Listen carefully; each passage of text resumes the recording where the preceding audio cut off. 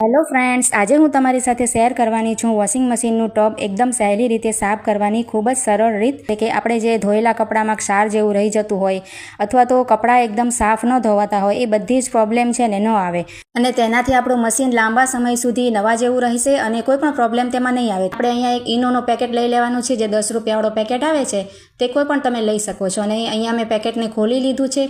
હવે આપણે ખોલેલા પેકેટને આ રીતે વોશિંગ મશીનમાં ગોળ ફરતે નાખી દઈશું, એટલે કે બધી બાજુએ વેરી દઈશું. જુઓ આ રીતે. બીજી જે વસ્તુ લેવાની છે તે છે અહીંયા આપણે સોડા ખાંડ, જેને આપણે બેકિંગ સોડા પણ કહેવાય છે. તે બંને એક જ વસ્તુ છે. તો બેકિંગ સોડા પણ આ રીતે જ આપણે ગોળ ફરતે તેમાં એડ કરી દેવાનો છે અને ત્યાર પછી આ રીતના એક લીંબુની ફાડ લઈ લેવાની છે. તો અહીંયા આપણે એક વાતનું ધ્યાન રાખવાનું છે કે લીંબુમાં જે બધા તેના બીજ છે ને તે કાઢી નાખવાના છે. એક પણ બીજ તેમાં રહેવું ના જોઈએ. હવે આપણે જે આ રીતના સફેદ કોલગેટ આવે છે ને તેને લીંબુની ઉપર સરસ રીતે લગાવી દઈશું. જુઓ ગોળ ફરતે અહીંયા મેં લગાવી લીધી છે અને લીંબુને પણ આપણે વોશિંગ મશીનમાં ફાડને પણ નાખી દઈશું. અને તેની સાથે જ આપણે એક આ રીતના નેપકિન નાનું હોય ને ટોવાલ જેવું તે આપણે એડ કરી દઈશું. એક કોઈ પણ કપડું તમે કોટનનું આ રીતે એડ કરી શકો છો. હવે આપણે મશીનનું ઢાંકણ બંધ કરી દઈશું અને અહીંયા આપણે પાવર તેનું સ્ટાર્ટ કરી દઈશું મશીનને. આ રીતે ઓન કર્યા બાદ આપણે શું કરશું કે તેમાં જે ટબ ક્લીનનું હોય છે ને ફંક્શન, તેમાં આપણે જવાનું છે. જો આને આપણે 3-4 વખત પ્રેસ કરશું એટલે અહીંયા ઇકો ટબ ક્લીન લખેલું છે. જુઓ તેની ઉપર સેટ થઈ જશે ઓટોમેટિક. અને ત્યાર પછી આપણે અહીંયા જો ટાઈમ પણ આવી ગયું છે અને હવે આપણે સ્ટાર્ટ કરી દઈશું. અહીંયાથી સ્ટાર્ટનું જે બટન છે તેને પ્રેસ કરી દઈશું એટલે તેનું ટાઈમિંગ વગેરે બધા જે મશીન હોય છે તેમાં બધી અલગ અલગ સિસ્ટમ હોય છે. હવે જુઓ પાણી લેવાનું તે સ્ટાર્ટ કરી દેશે.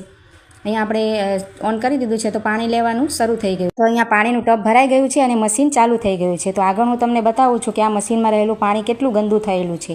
અહીંયા જુઓ ટબમાં રહેલું પાણી કેટલું ગંદુ થઈ ગયું છે. રેગ્યુલર આપણે કપડાં ધોઈએ ને તો કપડાની બધી જ ગંદકી હોય ને તે ટબમાં સાઈડના અંદરના ભાગે ચોંટી જતી હોય છે. આ ગંદુ પાણી નીકળી ગયું છે અને ફરીથી પાછું એક વખત સાફ પાણી ભરાય છે. મશીનમાં ફરી પાણી ભરાઈ ગયું છે અને ચાલુ પણ થઈ ગયું છે. તો બીજી વખતનું પાણી પણ હવે નીકળી ગયું છે અને હવે મશીન કોરું થઈ રહ્યું છે. જુઓ તો આ રીતે જ્યારે બધી પ્રોસેસ તેની પૂરી થઈ જશે ને ત્યારે તેનું જે પાવરનું બટન ઓફ થઈ જશે અને મશીન આ રીતે આખું બંધ થઈ ગયું છે. જુઓ તમે. હવે આપણે મશીનને ખોલી લેવાનું છે અને હવે આપણે જોઈ શકીએ છીએ અંદર કે મશીન કેટલું સરસ એકદમ ક્લીન થઈ ગયું છે. જે લીંબુની ફાટ છે તે પણ આપણે કાઢી લઈશું. જુઓ જોઈ શકો છો એકદમ નવા જેમો તેમાં ચમક આવી ગઈ છે. તમને નજીકથી પણ બતાવું છું. જુઓ તો જો આ રીતે આપણે ઘરમાં જ મશીનને સરસ 1-2 મહિને સાફ કરી લઈએ ને તો ક્યારે આપણે મશીન ખરાબ થવાની આપણે જે પ્રોબ્લેમ આવતી હોય તે પણ ન આવે ને કપડાં પણ આપણા એકદમ સરસ રીતે ધોવાતા હોય. અને અહીંયા જુઓ સાઈડમાં આ રીતે જાળી હોય છે તો એમાં પણ કપડાનો બધો મેલ જામી જતો હોય છે. તો આ જે બોક્સ હોય છે ને તેને પણ આપણે સાથે સાથે ક્લીન કરી લેવાનું, જેથી એમાં બધો જ જે મેલ જામેલો હોય તો આ રીતે સાફ થઈ જાય.